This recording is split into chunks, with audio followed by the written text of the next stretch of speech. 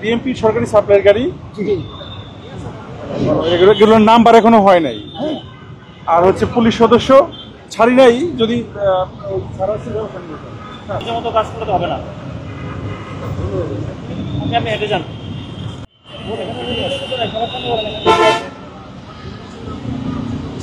ঠিক আছে,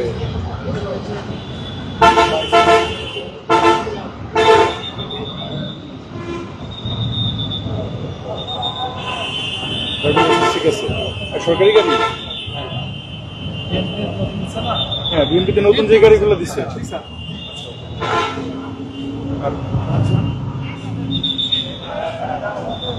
আপনি পিছনে লোক হেলমেট ব্যবহার করেন না কেন? মহাসড়কে আসেন, আর বড় মহাসড়ক এটা দাম। এর মধ্যে তো আপনার উচিত যে আবার বৃষ্টির মধ্যে তাহলে আপনারা কেন হেলমেট ব্যবহার করেন নাই? আপনাদের নিরাপত্তার জন্যই তো আমরা এখানে, মানে আমরা যদি দিতে পারি তো আপনারা কেন হেলমেট করে আপনারা নিজেদের নিরাপত্তাটা নিজেরা রক্ষা করতে পারেন না? আপনার নেমে যান। আপনারা যদি নিজেদের নিরাপত্তাটা যদি না বোঝেন তাহলে মানে সবুজের মতো কাজ করতে হবে না, আপনি হেঁটে যান।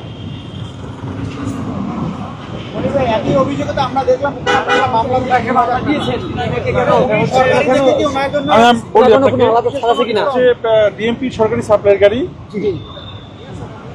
এগুলোর নাম্বার এখনো হয় নাই, আর হচ্ছে পুলিশ সদস্য ছাড়ি নাই। যদি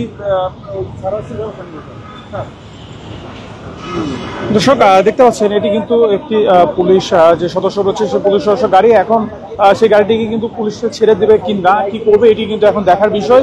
আমরা একটু প্রথমে কিন্তু এই গাড়িটিকে পুলিশ সদস্য গাড়ি হিসেবে কিন্তু প্রথমে ছেড়ে দিতে চেয়েছিল। পরবর্তীতে আমরা গণমাধ্যম কর্মীদের প্রশ্নের সম্মুখীন হওয়ার পরে কিন্তু সেই গাড়িটিকে আবারও দাঁড় করানো হয়েছে, যদিও এই গাড়ির কোনো নাম্বার অথবা কোনো ধরনের লাইসেন্স নেই। এই গাড়ির ডিএমপি থেকে দেওয়া হয়েছে বলে জানাচ্ছে।